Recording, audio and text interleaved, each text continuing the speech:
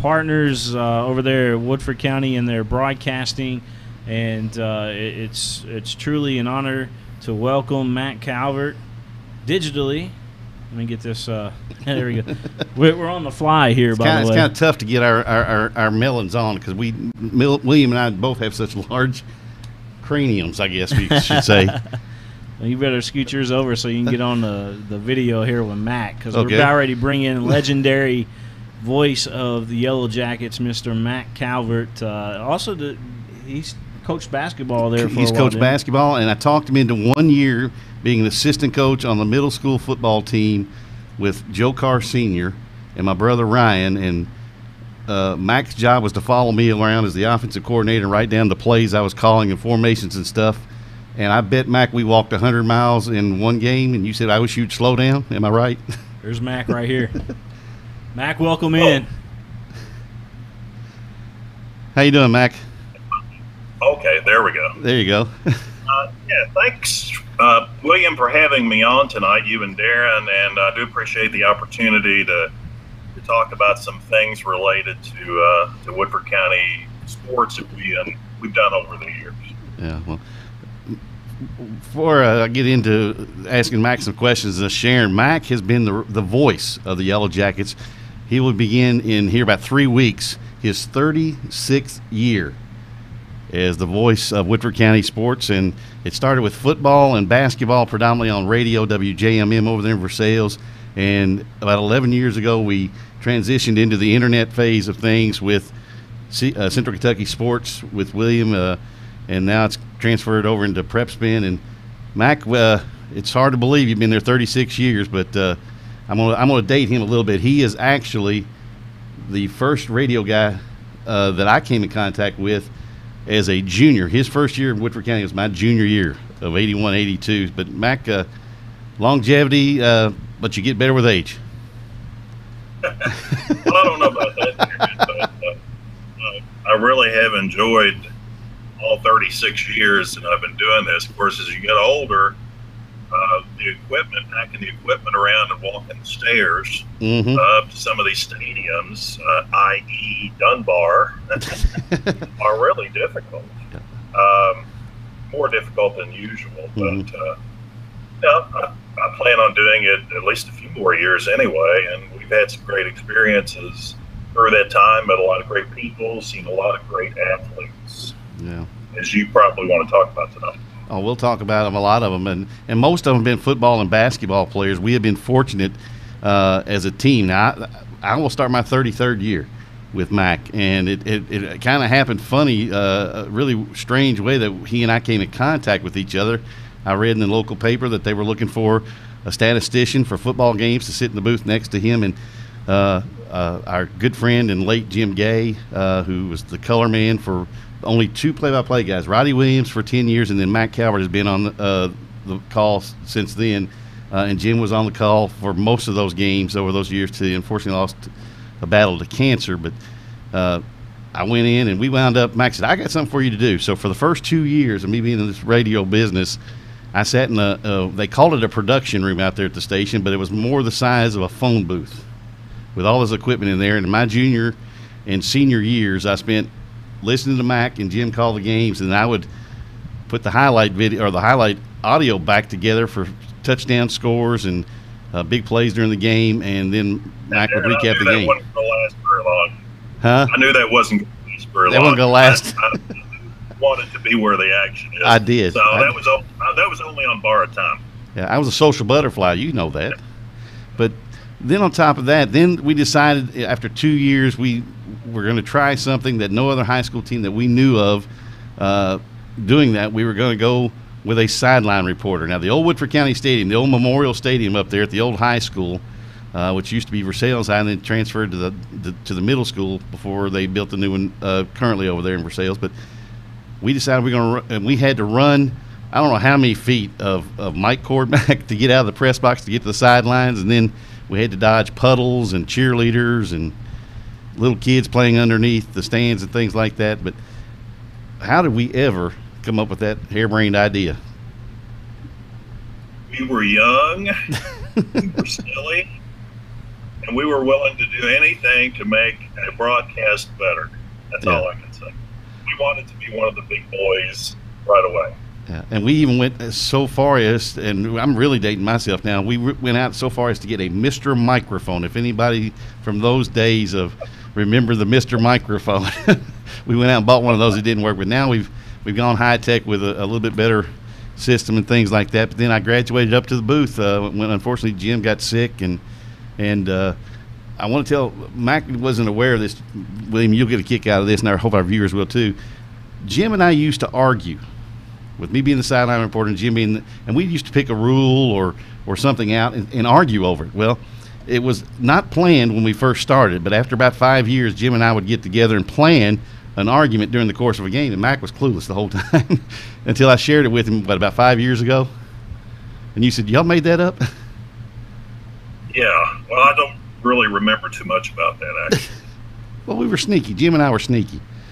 But of your 36 years, and I know we've seen a lot of football teams together, and matter of fact, you covered me my first 2 years of my junior, senior years of basketball at Woodford County. But what sticks out for you in your 36 years of being the voice of the Yellow Jackets?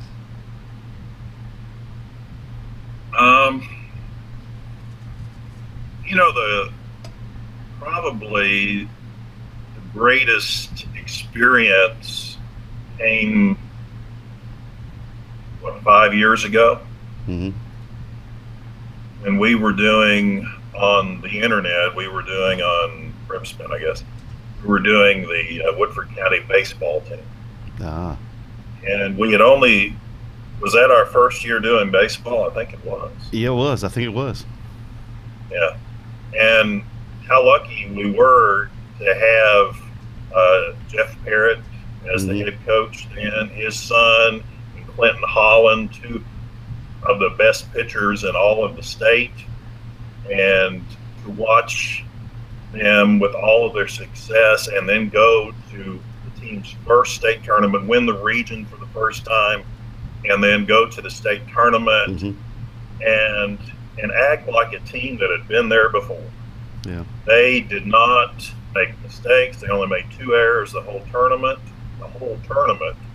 And then they shut out Henderson County in the championship game. And it was such a ride that I guess that has to stick out the most because of the state championship that was. Yeah. And what was sad about that, or the irony of that whole story, Mack, really was we had covered them throughout the year at home and on the road, and went to the district down in Frankfort at Franklin County, and then the region was over at Tate's Creek, and that was interesting because Bryan Station and Woodford County met in the finals of that tournament. Neither team had gone to the state tournament, so whoever won would be their first ever appearance. But I had signed to do color on television with Dick Gabriel for the state championship game, so I was not on the call with you of that state championship game. I was on television with Dick Gabriel, but I snuck into the booth after the game was over because with television time, you have to cut it quicker than you do radio or internet broadcasting. So I snuck in behind you, and I probably scared you to death because I kind of snuck in and threw my arm around you, and I think we were more excited than the kids were. At least as. Yeah. And then we had the honor of later on that year, the team presented us with championship rings. Yeah. That was truly an honor for them to think of us and honor us with those rings. So yeah. Well, and then the other thing is too. Go ahead, Mack. Go ahead. More. Okay. You wanted more. Okay, football. Let's say football now. The best experience was probably the 1983 team. Mm-hmm. I came in 82. The team had been to the playoffs in 81 and lost down at E-Town. And we're undefeated. Had an 8 record. Yeah. And they lost a lot of players. Mm-hmm. A lot of players. So in the 82 season, they were starting brand new quarterback, brand new everybody. Mm-hmm. And we could just see the season just completely falling apart. And I think we lost several games early. We were 0-4 or 1-4, something like that. and then we beat Western Hills. The schedule wasn't really terribly difficult after those first 4 or 5 games, and we managed to have a winning season out of that. We were 6-5, Mm-hmm. and we played Nicholas County and some of our district opponents. But that was a successful season because they just had to replace everybody. Mm-hmm. And then, of course, we understood that the new guys that had stepped in were pretty good athletes and pretty good football players. You had Matthew Wallace coming in as second-year quarterback, one of the best throwing quarterbacks we've ever had. I think went to EKU. Mm-hmm. And then we had George Brown, one of the top running backs we've ever had before. And we just had a lot of guys and a lot of athletes on that team. And they carried us. We started the season not very good. I think we lost to Henry Clay early, and we thought we could beat them with that bunch. But then we got on a roll and won the district, beat Marion County in the playoffs, and then went down to Franklin Simpson. And it was a really tough ball game, and I think we were down at the 1 yard line, and Matthew Wallace, I think, got hurt.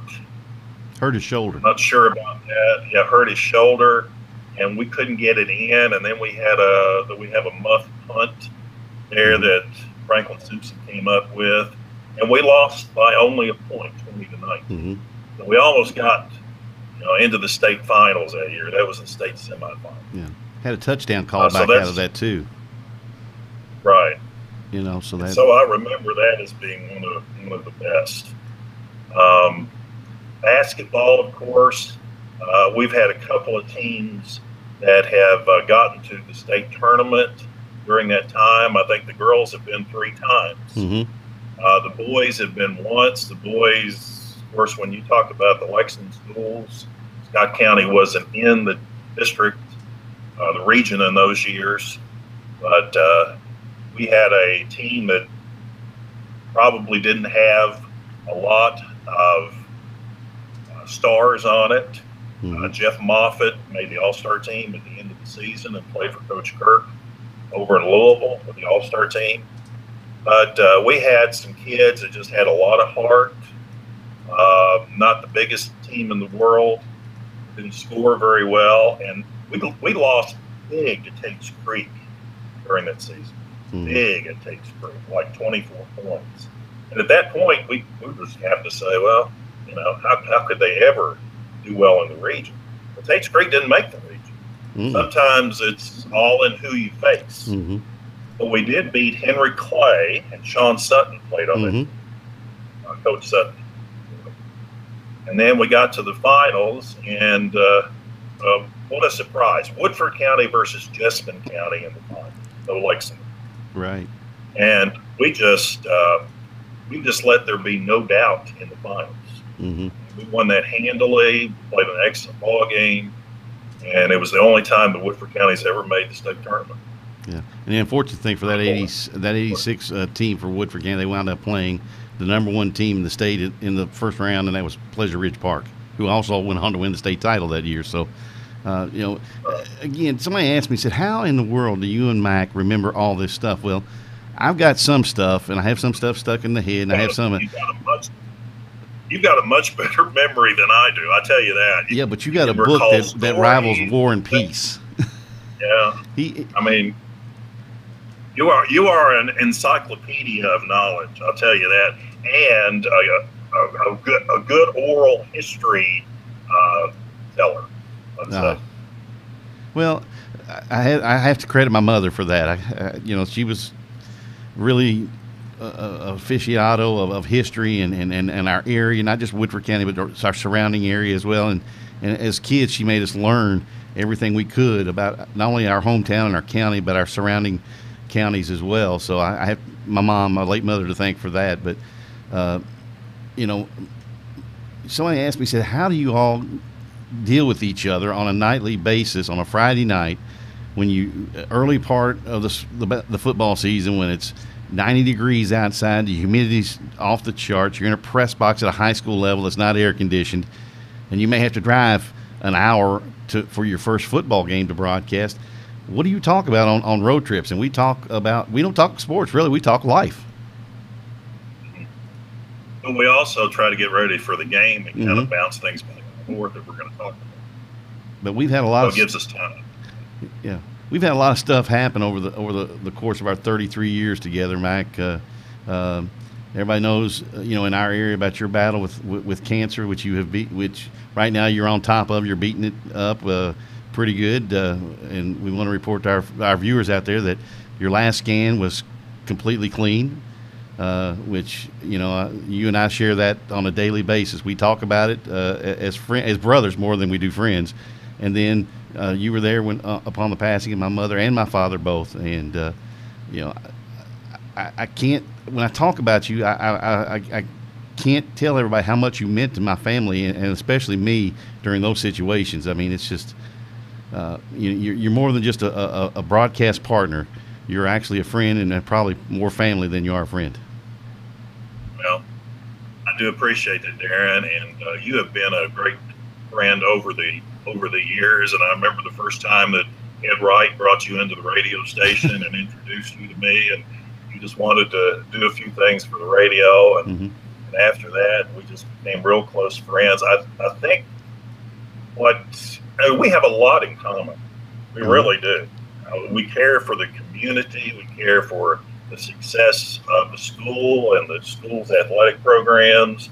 We're willing to do, all those times that we went down there with spray paint and marked the high school field. We did that for a number of years. Sometimes at 11 o'clock at night. Yeah. After the soccer team had finished, here we come. And now they've got AstroTurf, or now they don't call it AstroTurf. They call it PolyTurf or Field Turf. But,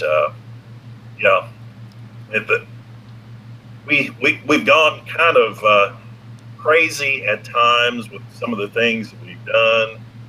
Like you mentioned with the microphone over at Old Memorial Field, we tried 200-foot antennas for microphones that didn't work out so well from Radio Shack. I don't want to say the Radio Shack doesn't make a quality product. We tried to stretch the limits of the Radio Shack. 200. But we've done such crazy things. It does say something that we were just trying to make things a little better. Yeah. Well, like you said earlier in the broadcast, that we were young and dumb. We thought we could push the limits on some things with broadcasting when it came to high school sports, and we broadcast from some real interesting positions, locations as far as football games. One of my favorite was probably going up to Estill County back in the day when Estill County was in our district when we were 3A, and calling a game while bending over looking through a short window in a caboose. And we had a terrible angle. And you told me the other day that they used the caboose for something else now, and they've actually built a press box up there. Yeah. But that had to be the most unique position we've ever broadcast from. And then besides the stands. Yeah, and then we made a trip up to Ashland. They want to put us up in some rickety deer type stand on a fence that was about ready to fall down at any point in time. And Mack and I are neither one small guys. If we'd gotten up there solo, it would have been trouble holding us up. But both of us gotten up there, I guarantee would have come tumbling down. But we wound up doing that from the patio walk behind the stands of the visitor sidelines. Well, my worst night of broadcasting is an Ashland game in which you were at a buddy's being in his wedding. Oh. And that was the worst trip I've ever taken. Yeah. It rained all the way up to Ashland. I had to take the equipment myself. You drove yourself too. Then yeah. we had a phone booth, pretty much for a place to sit and do the game, and it continued to rain the whole game and all the way home. Yeah. And we ended up losing on a field goal that was called no good, but the uprights were only about a foot high. Yeah. You couldn't really tell. and I thought the kick was good, would have given us the victory, and the official said no. So all that rain back and forth and the loss, that had to be one of the most difficult trips that I've ever taken. And then you had one of the worst spotters you could ever have, because he couldn't see 50 feet in front of him. My dad. Your dad. Yeah, he was there. Yeah. And that's odd because he didn't usually come to ball games. No, he never came. Well, my brother Ryan was a senior that year on that team, so right. That's the only reason why he made it. He said Mom drug him that 100 and some odd miles up to Ashton for that game. But speaking of those years, I had somebody ask me the other day who was the best high school football player I'd ever seen play of all the years I've done Woodford County games. Who was the best opposing player? And I think you and I agree on this one. I mean, that name came out of our mouths, without any thought at all. Oh, you want me to say it? Yeah, you go ahead and say it. I'll let you say it. Oh, Tim Couch. Tim Couch, yeah. And, that was a real coup in scheduling for Buck Stewart when he was here. He knew that Leslie County had an outstanding quarterback, and he gave us a home and home with Leslie County as junior and senior year. And that attracted a lot of attention, especially when the game came up here. It attracted a lot of attention. Now, they beat us pretty good down there, but then he lost a lot of his receiving core as a senior, and it was a little more difficult. They still beat us, but we played a much better game the second time than we did the first. And, of course, you remember the phantom receiver that came on the field. Yeah, he was 6'5". 11 Yeah, man off the field, and then gotten so wide, and nobody paid any attention to him. Mm-hmm. Stepped on the field, at least from my viewpoint, he stepped onto the field, and then when Couch had it, he threw he was wide open. Nobody knew he was even eligible to catch a pass. Yeah. And so that was one of their important plays of the game that ended up being. Yeah. Now he's the best player we've seen, but we've gotten to see the likes of Donnell Gordon when he played at South Oldham. We got to see Jeremy Simpson from Lincoln County. We got to see the Alcorn brothers over there at Danville. We got to see Roney and Dale Robinson down there at Franklin County. We got to see Carlton Carter. We got to see several running backs over there at Anderson County. So it's not like we haven't seen good players, but Couch might have been the best one. As a matter of fact, that game he's talking about, your junior year going up there to Hyden up to Leslie County, we thought there was a rock star that was coming into the stadium because the fans were going nuts because the rest of the team was on the field. We hadn't seen this big, tall quarterback that they've been talking about the whole week for us going up there. All of a sudden, this music starts blaring over the PA. The fans are starting to go crazy. All these little kids are running over towards this corner of the end zone, and voila, there's Tim Couch. That's who that reception was for. And it was much bigger than even the Leslie County team, but he was something special. While you guys were covering Tim Couch, I just want to throw this out there. I was bagging groceries at Kroger's that year. You were probably, 12, I remember, 13? Listen, I remember the day that he said, that he committed to UK because people were coming through the line and they were talking about it. It was the talk everywhere. It was the talk everywhere. Well, I tell you what, that was the biggest thing that had gone on in Versailles sports-wise up until that point in time, probably outside of the Woodford County wrestling program. When he came to town, I bet there was 10,000 people out there at Community Stadium, and anybody that's been there knows that it seats about 4,000 or 5,000, and then they were lined up on the hillside on the closed end of the field. They brought lawn chairs, they brought blankets, there were people standing. They had to get some portable bleachers to bring them in and put them on the open end of the football field, and a who's who of college coaches were there. I bet there were a minimum of 40 to 45 Division I college head coaches that were in the stadium that night. It was something else. And I had the view from the field. You had the view from up top, Mac. How did it look from up there? Well, I'm going to go back to earlier that year. They played, I believe, in the Thoroughbred Classic or something over there. Yeah, they played Highlands. They played Highlands over there. And that was the first time I guess I'd ever seen him up close.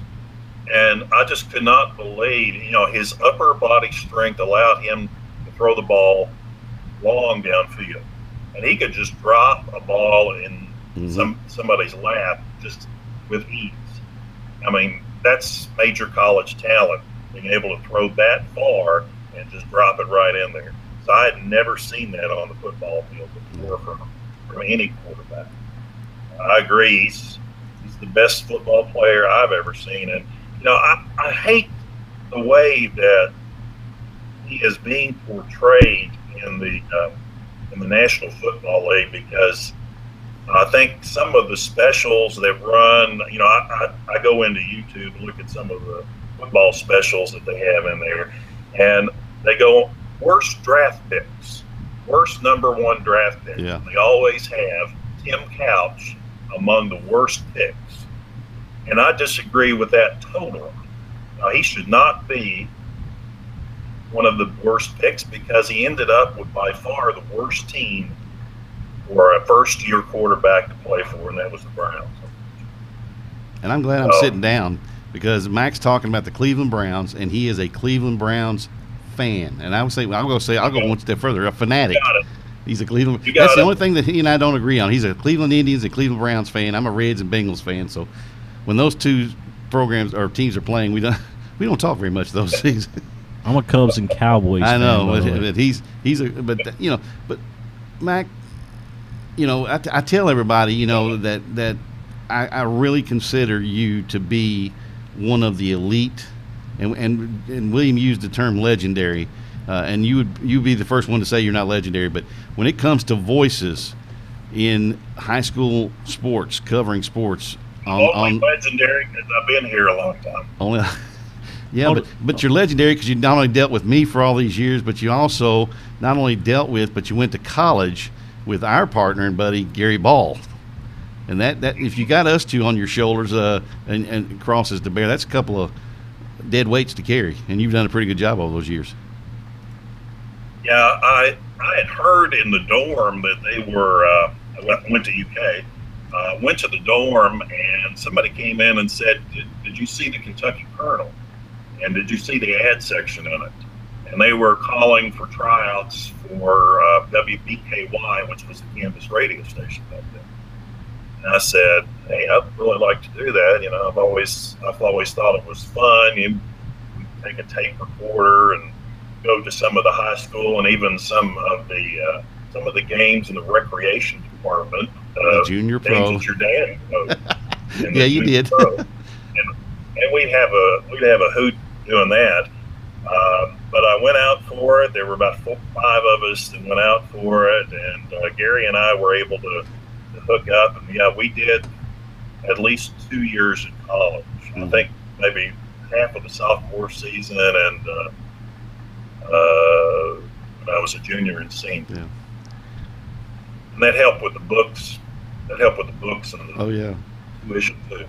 Well, and that's the thing too. I mean, you just kind of fall into this business. I mean, it's just it's a business that's been very rewarding for me. I know I've met a lot of great people, and I met you, and I've got to meet Gary and met some other people as well, and I enjoyed working with both you guys because all our styles are similar, so it makes it easy to work and slide right in with each other. But I put Mack a couple of years ago, William, in a very tough bind. I was my partner that I would do Georgetown College games with couldn't make it in because of the weather, and he comes from Northern Kentucky. Well, we had a doubleheader basketball game, and it was two big games. It was actually going to be two big games. It was Lindsey Wilson versus Georgetown at Georgetown, and the men and women are pretty good rivals in the back over in the Mid-South Conference. And I needed a partner, and my partner was not coming in, so the SID, who just so happens to be also Jenny Elder, who Mack and I both have covered as high school player over in Versailles in her day.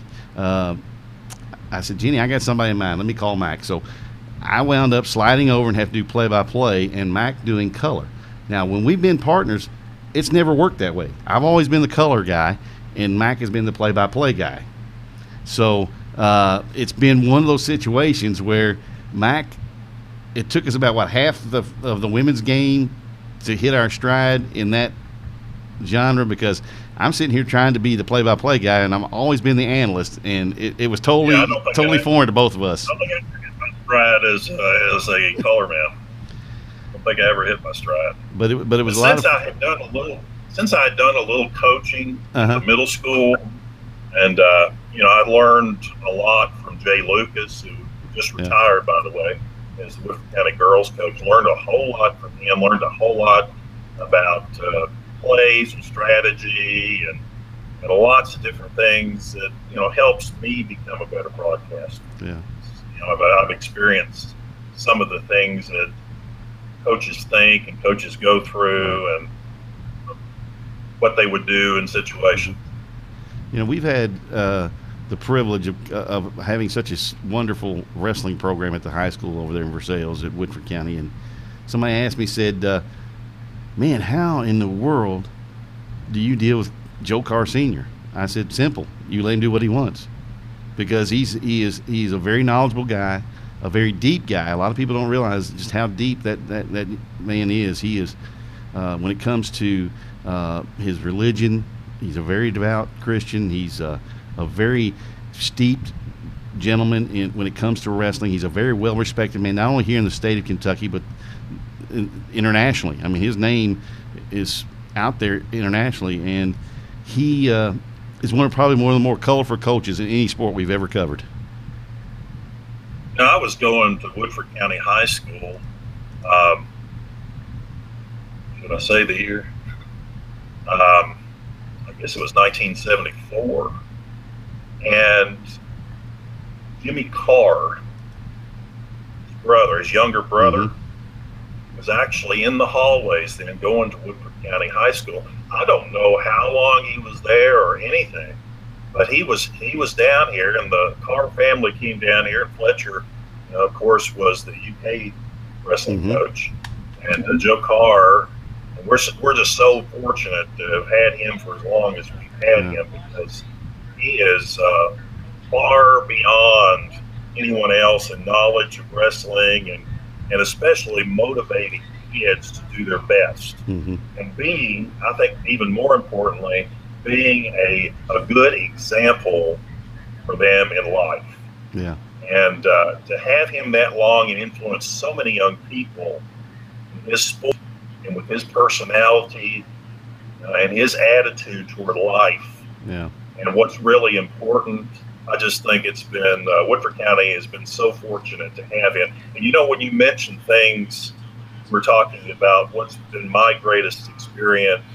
I talked about football, and I talked about basketball, and I talked about the baseball team winning the state tournament. But I think we take for granted that the best program through the years has been our wrestling team.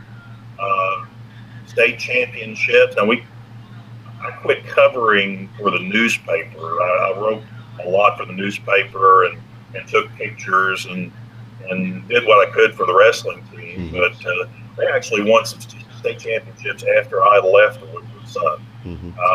But they have been the model of consistency all through the years. They always have people who are in the finals, in the semifinals. Their team points are always up there, usually in the top 3. And so that has to be one of my great experiences too, is to watch all these young men who they have trained, they have coached, do so well and win in the state tournament, and really have something to talk about later in life. I was a state champion wrestler. I wrestled for Coach Carr at Woodford County. They have something really to talk about. Yeah. Well, been fortunate to have a lot to talk about over the years. Football. Like I said, we covered football and basketball, predominantly boys basketball, forever on the radio side of things. Then we went to the internet. We got more girls as the radio station opened up to more girls games as well. And that was my first ever experience, was a district game, district tournament game, which you allowed me to sit in the broadcast position and do a simultation broadcast, but I was actually just practicing. I guess I was a senior in high school that year, and it went 3 overtimes, and lo and behold, I had no clue for all 3 overtimes. We were live on the air. That was my first ever broadcast. had Jim slide in next to me as he got there for the boys' game, and it just, I really appreciate everything that you have done. I try to tell everybody what you have meant to me in my career as a broadcaster, and I don't think I could do it justice. You gave me my shot, and sometimes, we both came up with harebrained ideas together and said, yeah, let's try this, and then other ones we tried that didn't work, or I'd come up with one, and one that I came up with that actually was pretty successful, and I still have people ask me why we don't do it anymore, and I think you know what I'm talking about. All right, we were on, I think I could put the years together now. We were on WJMM from 19 when Roddy was doing it. Yeah, 73, I think, wasn't it? How I got into it right away was I was a statistician for Roddy and Jim when my brothers were playing. My brothers played on real good teams. Tony played 1 year, his senior year, and they went 9-3. And didn't make the playoffs, but played in something called the CKC Bowl that year. That was kind of a postseason reward for what they had done. Right. But then the next season, Jeff, who was playing his junior year, I think it was, playing on the line, they got all the way to the finals against Russell. And one of my great experiences too. But I was I just felt like, gee, this is such a great thing to do at the end of the week on a Friday night, to be able to go out here and, enjoy high school football and pulling for the home team. And, I think it was because they were so successful and everybody was excited about what they were doing that I just kind of caught the fever. Yeah. Well, in the old days back at Old Memorial Field, too, right there on Lexington Road when you came in, or headed toward downtown Versailles, it was always the happening night on Friday night because it was right there on the main drag heading into downtown. There was no sidewalks on Lexington Road at that time, so cars were pulled on both sides of the road to park. They were parked over behind. If you got there early, go over to the bus garage and park there and have a free view of the game. Yeah, sit on your hood of your car, and then there were people lined up around the fences all the way down on the home side, all the way into the end zone, and then the concession stand set up on a hill, and there were people out there out front. So Mack and I got some good experiences there with that, but I don't think I can say those experiences as a kid were great, but the last 33 years of spending with you as your sideline reporter and then as your sidekick up in the press box, it's been a great experience. And I know we missed one person, my mother, who went by Mama Jacket, but we would get off topic, and there was a spot up in the press box next to us, and we'd get off topic, and you'd see her head pop around the partition from the next cubicle over going, what are you all talking about? Get back and watch the game. They're out there listening to the game, not you about talking about whatever you're going to do on Saturday morning. But she kept us in line. She sure did. You mentioned Jim Gay, and I don't want to be on here and leave without speaking some more about him because he and Roddy were why I stayed in it. I went down to E-Town for a couple of years, and that was the only time, by the way, that I've ever actually broadcast a state tournament championship game, a state football tournament championship game. Bill Ransdell was the E-Town quarterback then, and by the way, they beat Franklin Simpson in the semifinals, something Woodford didn't do in '83. They beat Franklin Simpson in the semifinals, and then lost to Fort Thomas Highlands final. That's the only time I've ever broadcast a football high school championship. And then I came back here. There was an opportunity because Roddy didn't feel like that he had the time to do it anymore. And so they got me a job back here, worked at WJMM, did football on the side, and did it ever since.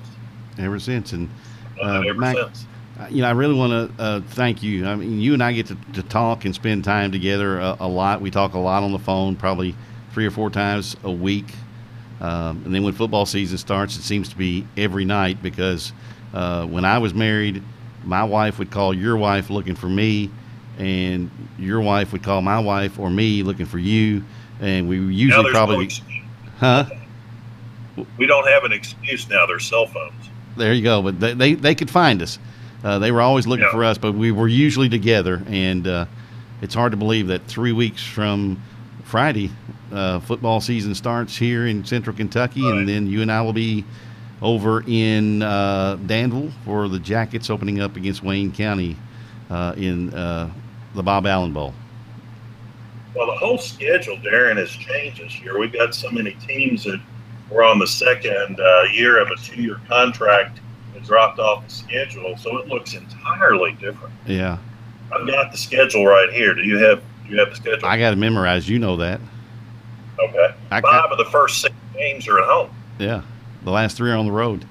We're making our first ever trip. I know we've gone down there and covered, just gone down to watch scrimmages when Woodford County's girls basketball team would go down and scrimmage Rockcastle. We're making our first ever trip down to Rockcastle County. I hope I come out of there. Not hard to find, but we're going down to the Rock. That'll be the 4th game of the year, I believe. But we open up, as I mentioned, with Wayne County. Then we at Danville. Then we come back home and play Madison Central, along with Franklin County at home. Then we go to Rockcastle, and then we come home for the Governor's Bowl, which is going to be really late in the year for us. But we'll take on Western Hills and a really, really outstanding running back, maybe the best running back we'll see all year, in Wandale Robinson from Western Hills on the 22nd of September. Then we're off the next week, correct? That is The 29th. Yes. Don't come back till October the 6th. Yeah, so. That's Anderson. Yeah. Yeah, that'll be senior night too, by the way. That's senior night and homecoming both in one. Yeah. Is between the district and the rest of the games we play. Yeah, and then we go to Madison Southern, and then to can't remember the third team, Montgomery County, and then we come over here to Nicholasville and take on West Jessamine. Right. So it's a completely rebuilt schedule this year, and of course you only have 3 district games, so you have a lot of teams that we haven't played before or not played very much before. Have never played Wayne County, have never played Rockcastle County, Spencer County. I think we played twice. We played them twice. Played them 3 times. 3 times? 3 times. Played them twice up in Versailles. We'll play them again in Versailles. And then I missed that game in there. And then we lost big time down there to them in Taylorsville. When between you, me, and Andy Smith, we all 3 had our Google Maps out and got lost trying to find that school because it was misdirecting us. That was the night we got penalized 200 and something yards in penalties. Yes. Remember that? Oh boy. It was I try to forget those kind of games. Those are ugly. But Mac, I do appreciate you coming on, buddy. Those are the kind you say are the home team had home cooking. Oh boy. Because if the team's got 200 plus penalty yards and the other team has nowhere near that. Yeah, I think they had 30.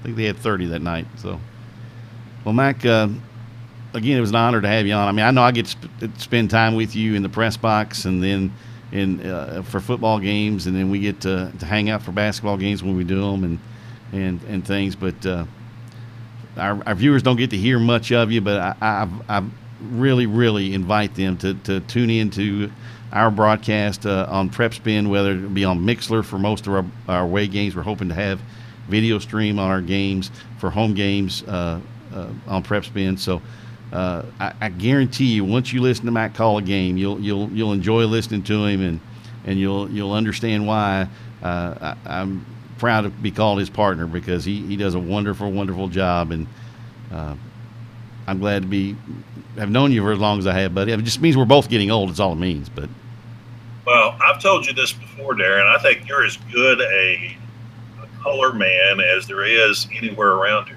I really do. Thank you. I mean, when you coached football at the middle school, learned a lot about football there because you were a basketball player, really, and learned a lot about it. And I'll tell you what, he can flat talk about football. He can analyze plays. He can say what's coming next or what the coach's strategy is going to be. And he has the stories, and he could he's just like Jim Gay. He's another Jim Gay. Thank you. Jim had stories from the past. He go back, he played for Versailles High back in the 50s, and he tell those Pop Collins stories as the coach that he used to play for. And to me, Darren is is the modern day Jim Gay. Jim had the storehouse of knowledge from early Versailles football right into the Woodford County football era, and I think Darren sort of picked that up and carried the torch further, so to speak. Thank you, Mac. Yeah, I got exciting news for you, by the way. Okay. For a 7th year in a row, Kentucky middle school football state tournament live on Prep Spin. Matt, can we get you involved in that? Probably. Probably. I would be interested. Well, that's where I gained about 10 pounds one year because William and I decided we were going to have a trivia thing. We were going to have through Twitter fans that were listening to some of the teams that were involved in those games tweet in to us their best tailgate food, and we had dubbed it what? Faith, family, and football. Faith, family, and football. Football and food. And don't forget the food. And the folks from at that time, Corbin was in this tournament or in that Final Four.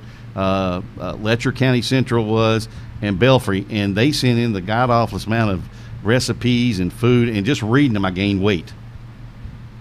And you know, they were outstanding, and I got to go see some of those folks down at Letcher County Central a couple of years ago, and then I got to see some folks at Corbin last year. I got a good one for you, Mac. Here is, have you ever?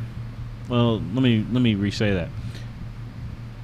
You've been around everywhere in the state of Kentucky as far as covering football. What is your favorite tailgate scenario? Oh. Yeah, well, you can give us your favorite tailgate item, but where's the place you've seen the best tailgating at? Well, I'm going to tell you, William, the first place that I ever had this food. Since then, I've had it several other places. But Darren, you remember over Oldham County? Yeah, I do. The first, it was a little bit later on.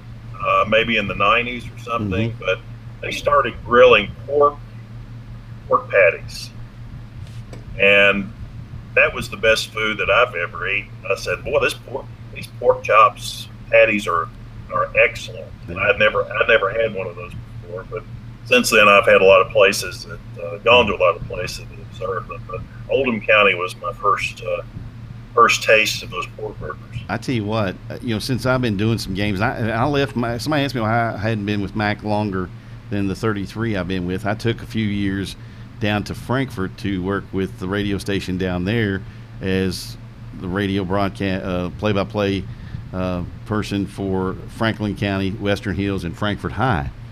And we just, depending on who the better game was at home that week, we did. And I gotta give a shout out to my boys down at Frankfort High, Larry and all his good buddies across the way over there at Sauer Field. You have never see a bigger spread of food made by 4 guys in your life.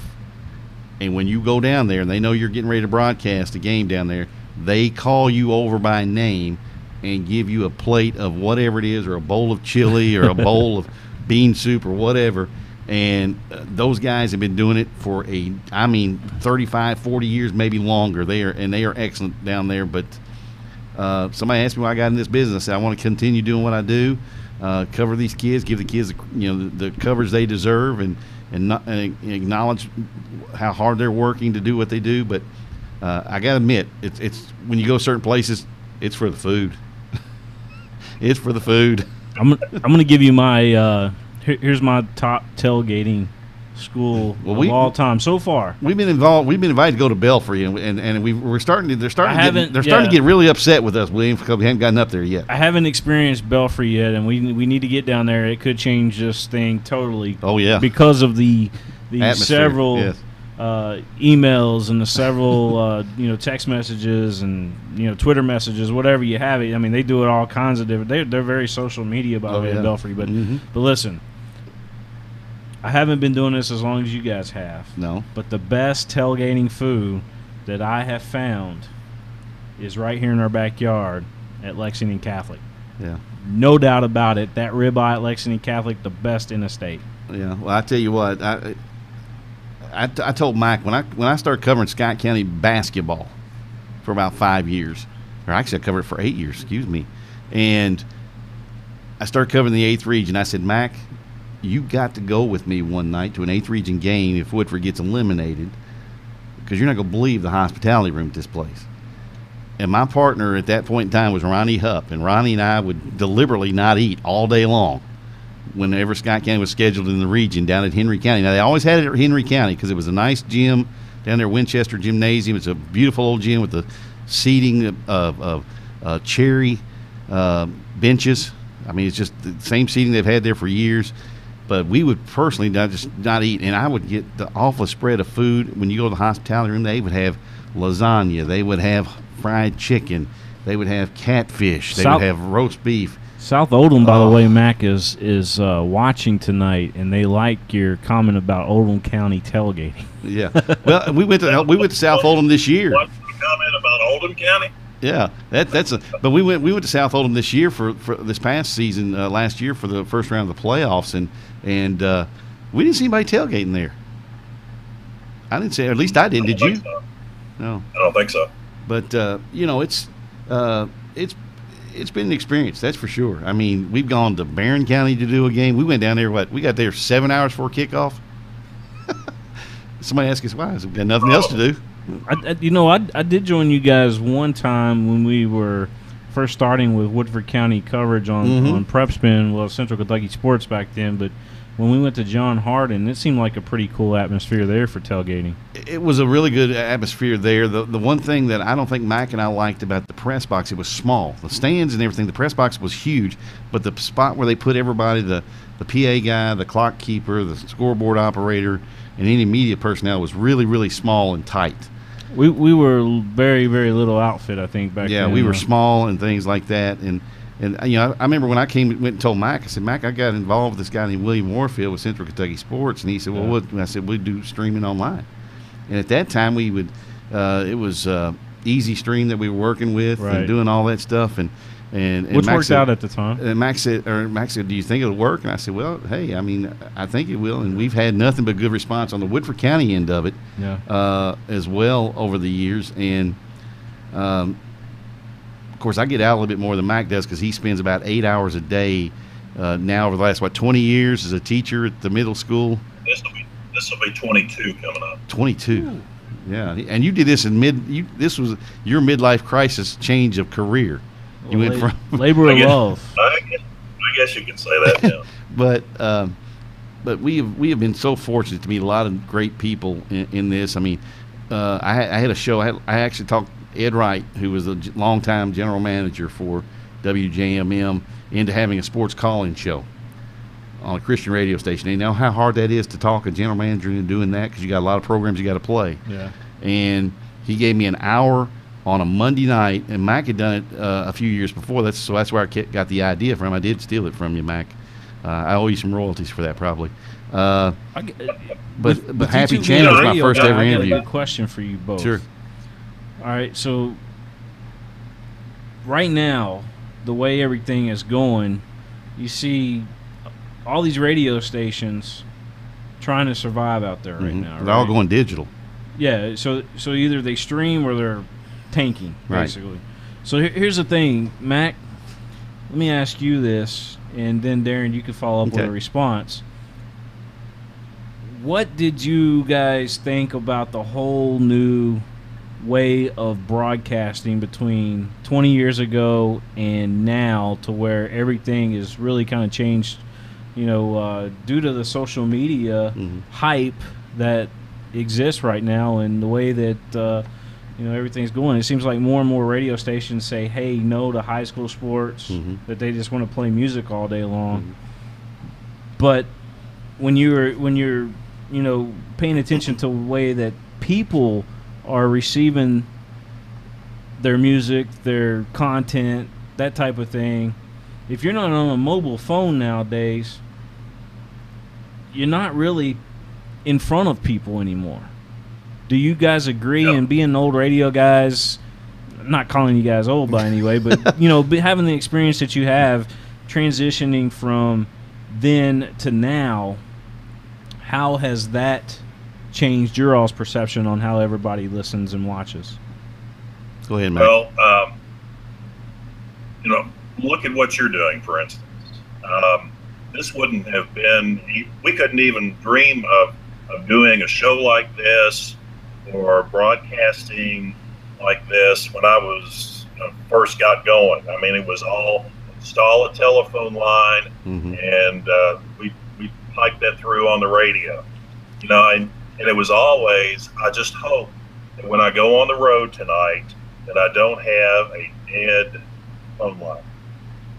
And sometimes you would get there and you try to get there early enough so that you could call repairs if needed to, and they could get there and get you on before the ball game. But sometimes that wasn't possible.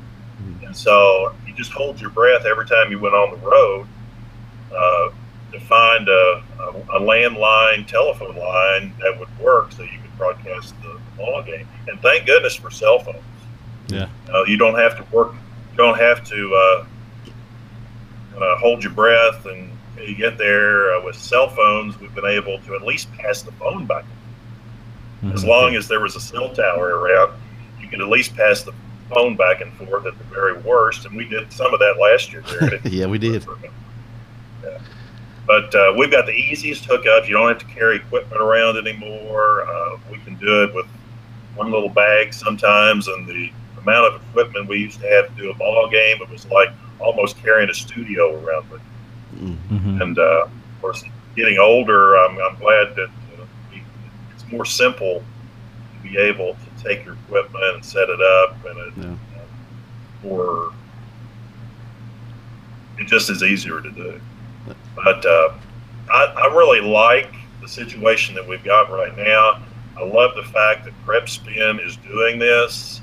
It gives the athletes a lot more notoriety because people see them as well as hear the call of their game, and you promote the athletes really well. The only thing that I ever was skeptical about at first was just kind of getting the word out that the game was going to be on the internet, or the game was going to be on, giving that address, making that address well known to the public, so that every Friday night they wouldn't just be trying to find it on the radio. They would go to the internet and pick you up because they knew the address. And that's what I feared at first. We were doing it, but the people didn't know, who wanted to listen didn't know the address. Yeah. And my dad has to keep writing down all the time what the address is so he can remember where to tune in. But I think this is a much better situation for us, and yet probably has pushed the radio stations out of the broadcasting. Let me just. Yeah. I didn't mean for this question to be about Prep Spin or about William Warfield or anything like that. But you guys are part of Prep Spin and us building this all up the way that it has been. You guys are pioneers because you were there with me when it started to where we're at now. But I did want to ask your opinion on it. You're right. In the early days when we first did this back in 2008 and moving forward, I don't know what year the radio station, over in Woodford County, I think it's 2009. It actually, the radio station left us in 2004 or 5, something like that. No, I was later than that. Darren, you remember that we were 1 year on talk radio? 2005, we were on talk radio. Yeah, we were on talk radio. Actually, we were on 92.1, which was actually used to be in the same group of radio stations owned by the same guy owned WJMM, owned 92.1, and then Jack Mortensen was the owner. He turned around and sold it to Lynn Anderson, not Les Anderson, but I've gone blank. The guy he owns a series of radio stations now. That 92.1 was actually bought by him. They were good friends, and they traded radio stations there. So then I had to scramble to get sponsors for this radio station because we had actually been left out in the cold because of the leadership change at WJMM. And I said, Mac, we may not have a place to broadcast games this year. And I worked on it, got to talking to that group of stations. They got us on the radio station, and we actually had a really interesting year. We had a pretty good team to follow. But then we go down to Johnson Central, and Mack will remember this. We didn't have all the equipment we were supposed to have when we got there. Mm-hmm. They said, oh, yeah, you got everything you need. Well, we get there, we don't have everything, so we can't get on the air. But thank goodness for the Johnson Central crew, radio station. They gave us a cell phone setup to get on the air and to broadcast back to Versailles, so our fans who couldn't make it to Paintsville could do that. And I will say the people who are in the booth at Johnson Central and the administration treated us great. They did. And they're some of the most hospitable people that we have been around in our journeys over the last 30 years or so. Yeah.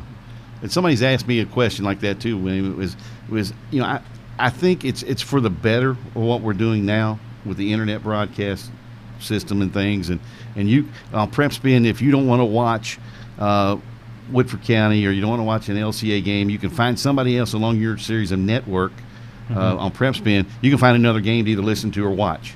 And I think that's what's going to be really good about Prep Spin moving forward, and not just Prep Spin, but internet broadcasting in general, is you can do so many different things with it. Like this show right here, right now. Yeah, this is pretty high tech. Mack is in Versailles. I drive over here to Nicholasville to be in studio with you, and if I wanted to, I could be on with Mack in my house as well doing this. But I think it's for the better, to be honest with you. And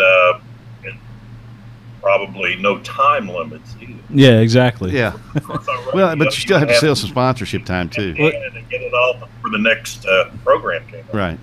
Was it difficult selling sponsorship with radio? I know that you had mentioned back in the early days of what we do here at Prep Spin is it was difficult to get people tuned in because we were such ahead of the curve so much. If you think back in 2007 when we first started streaming the audio stuff, right, and then when we led into video, which was very, very low quality video. I remember going to Ashland up there with you guys. Yeah, and we did that was one of our very first video broadcasts that we did, and it was through a cell phone tower. But it was like, it was like low quality. Old it's high def now, which is good. But I'll say this, William, for that whole thing, Mack and I have reached people that we didn't know. Now I've had a guy that's he's a good friend of mine from college, but he's when he got his college degree, he moved to Texas and started a practice down there as far as being an attorney. He listens to Mack and I. He'll get in trouble with his wife. I don't recommend that. He'll get in trouble with his wife, so she'll send him down to his man cave and he'll listen to Mack and I on Mixler or on video broadcasts if we're doing them through his television. Mack watched our show a couple of weeks ago through the television in his house there that he has set up. So, I think I'm in my man cave right now, Darren. You are? Are you in trouble again? Yeah, I'm in my cave right now. That's the other thing too. Sheila, he's married to. In the yard, I sat down and here we go. Yeah, he's married to a great lady. Sheila is a great lady. She's put up with him and I talking at all hours of the night on the telephone, or me coming over and us digging through old cassette tapes of broadcast or interviews and things like that, or coming home at all hours of the night after a broadcast or lining the football field for the next game on Friday night. So he's got a good woman there, but well, Mack, he's in his man cave now. So what's going on with you right now? Anything exciting coming up for you, or how's the family doing? Oh, real well. I got my youngest daughter coming home. She left. Be on her own. She came back, left again. Now she's back again. So who says you can't come home, right? She's got a lot more stuff, and so that stuff is going to go in a storage shelf. Yeah. She already has her bed and everything for her room, her dressers and things. So we're not going to move hardly anything of hers into our house this time. Now, do you have? Is she anywhere close by right now? Well, she's living in Lexington. Okay. Right well, she can't hear well, actually, you'll have to show her this show, because in honor of my father, tell Autumn, I said hi. That's what my dad would call her. Her name is Summer, but Dad, just to goat her, would call her Autumn all the time. And of course, I've got two grandchildren now. I got a 2-year-old, 3-year-old now, named Chelsea. It's Katie's daughter. And then I've got a almost 1-year-old on August the 6th, and his name is Brady, and that's my son's son. Landon, yeah. So, and Landon is a big New England Patriots fan. So, where did the name Brady come from? Well, of course. It's not hard. Well, what you get with us is you get a whole lot. I mean, let me tell you something, and I'm going to put this out there, and a lot of people know this. You know, Gary Ball, our good friend, knows this about Mack. But when Mack was working for the Woodford Sun, he always had to write his stories and have them ready to go for Wednesday night to be in. Well, Mack would also take the pictures. And somebody said, well, how's he taking photos of the game and he's up in the press box? Well, he had a zoom lens on his camera, and he would take pictures for the Woodford Sun from the press box. Not only that, then he would call the play-by-play, but he would also write down each play-by-play and keep stats all at the same time. Now, how he did it, I have no idea. I've tried it. I can't do it. You know, there's successful people that do that kind of stuff. Huh? I don't think I took pictures too much up there. You took enough to impress me, because I'd see him in the paper weekly. We had a fellow named Dave Huntsman that took. Yeah, you did. It took a lot too. Yeah, Jim Curtis as well. Yeah. So, and his pictures were great. So I didn't have to take many pictures. David gotten sick or something, or couldn't get there to one game, and Max said, "Here, I'm going to give you my camera from the sidelines." That was not a very good experiment. I don't think I had one picture that turned out that night. But I mean, you know, Darren, we've had some other people work with us over the years. I mean, we had Gary Weil was with us for a while doing stats. Yeah, you could always hear Gibson, Gary. Years doing stats for us, and they were great at what they did. Mm-hmm. They knew the game, they knew how to keep stats, and they could keep a lot of different stats. All right. And what. We liked that, the way that was going for a while, but of course, can't keep it up forever. And since Bob, we really haven't had a statistician. No, we've usually been trying to do it on the fly ourselves. We've done it on the fly ourselves. Right? That's kind of tough, too. About me marking down each play. Yeah. And then Saturday morning or Saturday afternoon, I'd go back and stat the game on each play. He asked me over one Saturday to do that, and I was like, I'm not doing this again. You can do this on your own. Then I'd send him to Coach Johnson, so he would be able to send them to the DHSAA. Yeah, Dennis Johnson, the newest athletic director at Woodford County. He's also still a football coach over there. So I tell you, Mack, you and I could talk about our 33 years together forever. You know, and I tell you this, and 33 years is a lot of years. Huh? 33 is a lot of time. It is. And I'll tell you this. There was a couple of people who are very well respected in this business, not only this business, but the media business in general, who I got to sit at a table at a fundraiser with one night. And they both compliment the work that you do on at Woodford County, and don't get recognition for it, because you're not at the Herald Leader or with WVLK or all these other big media outlets, but they listen to you. And when I say the names, they're Hall of Famers. Billy Reed was one, and well, actually there's three. Bob White, who was a longtime sports editor down at the Louisville Courier Journal, Bob. and then I've gone blank. Gee whiz, Larry Vaught, the Danville Advocate Messenger, who we'll probably see here in a couple of weeks over there at the Danville bowl game. So those three guys were very complimentary of you. And then, of course, we're going to have a guy on a little bit later who Mack and I have been dealing with over the years whenever Woodford County and Montgomery County play. Yeah. You think Mack's been doing it a long time with 36 years? This guy's been doing it for, I think, starting his 43rd or 44th year, and he's in the Hall of Fame. Manly. Yeah.